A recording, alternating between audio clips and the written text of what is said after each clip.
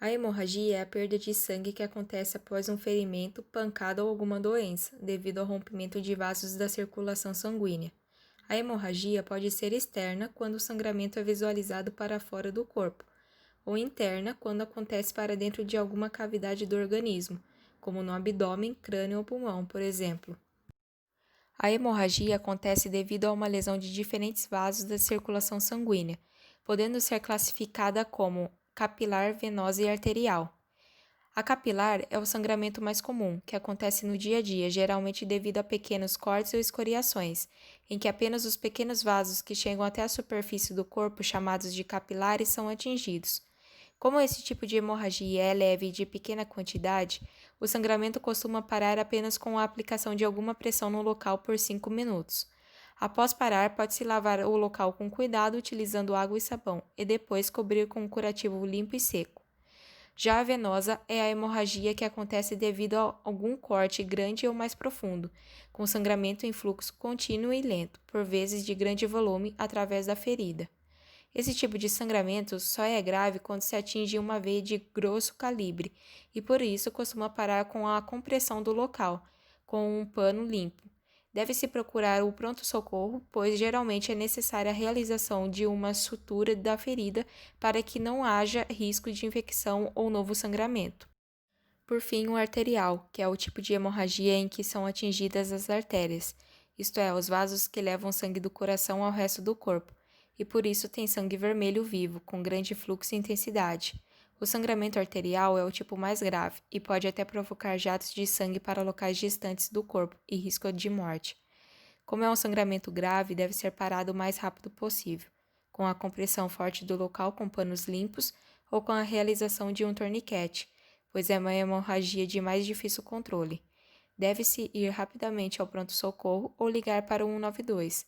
Se o sangramento for em um braço ou perna, pode-se elevar o membro para facilitar a contenção. Os sintomas provocados por um sangramento dependem não só da sua origem, mas também da sua localização, podendo ser classificada em hemorragia externa e hemorragia interna. As hemorragias externas são de fácil localização, estão relacionadas com feridas e podem ocorrer em camadas superficiais da pele por corte ou perfuração, ou mesmo atingindo áreas mais profundas através de aberturas ou orifícios gerados por traumas. Quase todos os casos de hemorragia externa podem ser controlados pela aplicação de pressão direta na ferida, o que permite a interrupção do fluxo de sangue e favorece a formação de coágulo que cesará o sangramento.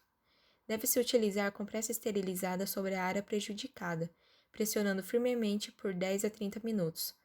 A pressão deve ser avaliada periodicamente para verificar se a hemorragia parou ou diminuiu.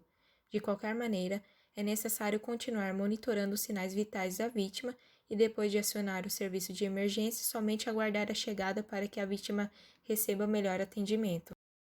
A bandagem deve ser colocada sobre o curativo estéril ou pano limpo que está cobrindo o ferimento enquanto aplica pressão direta sobre ele. Ao aplicar bandagens, elas devem estar moderadamente apertadas, mas sem interromper totalmente a circulação sanguínea. Ou seja, se colocada no braço, por exemplo, os dedos não devem perder a coloração natural. Além disso, ela deve estar sempre enrolada de modo uniforme e plano ao redor do ferimento, não permitindo que ela fique torcida. A elevação da área fraturada acima do nível do coração ajuda a diminuir o fluxo de sangue e, para ter melhores resultados, este método deve ser aplicado simultaneamente ao da pressão direta. No entanto, não deve-se utilizá-lo em caso de fraturas, luxações ou de objetos cravados na extremidade. Se a pressão direta e a elevação não forem suficientes, o sangramento de uma artéria poderá ser controlado comprimindo-se um ponto de pressão, que é um local onde a artéria fica próxima à estrutura óssea e à superfície da pele. A pressão direta nunca deve ser substituída pela indireta, elas devem ser usadas juntas. O ponto de pressão deve ser pressionado somente pelo tempo necessário para parar o sangramento, mas se o sangramento voltar, a pressão indireta deve ser reaplicada. Entre os sintomas e sinais que podem indicar hemorragia interna, podemos encontrar hematomas extensos sobre o abdômen e tosse com secreção espumosa e sanguinolenta. Além desses sintomas, pode-se verificar a existência da hemorragia interna por meio do teste da perfusão capilar. Após o sangue sair do coração, Ele passa por artérias e vasos de diâmetros menores se espalhando pelo corpo. Esses vasos são chamados de capilares. Obtendo a confirmação da hemorragia interna, deve-se acionar o serviço médico de emergência imediatamente, pois o tratamento da hemorragia interna só pode ser feito em ambiente hospitalar. No entanto, a atendente da emergência pode começar os procedimentos de primeiros socorros enquanto o serviço médico não chega no local. Entre as hemorragias, ainda podemos nos deparar com a hemorragia nasal. O sangramento nasal pode ser ocasionado por lesão, doença, exercícios, temperaturas extremas, entre outros.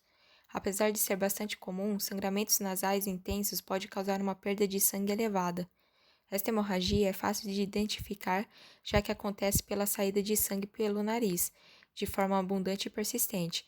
Mas se a hemorragia for grande, pode acontecer de sair também pela boca.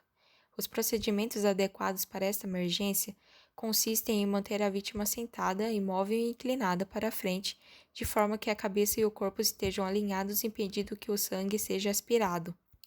Sendo assim, deve-se comprimir as narinas durante 10 minutos e, se for possível, aplicar compressas frias. Sendo assim, podemos concluir que a hemorragia, seja ela interna ou externa, apresenta grandes riscos de morte para uma vítima, sendo necessário que se estabeleça o atendimento de primeiros socorros de forma imediata e adequada, para que as chances de recuperação sem demais complicações sejam maiores.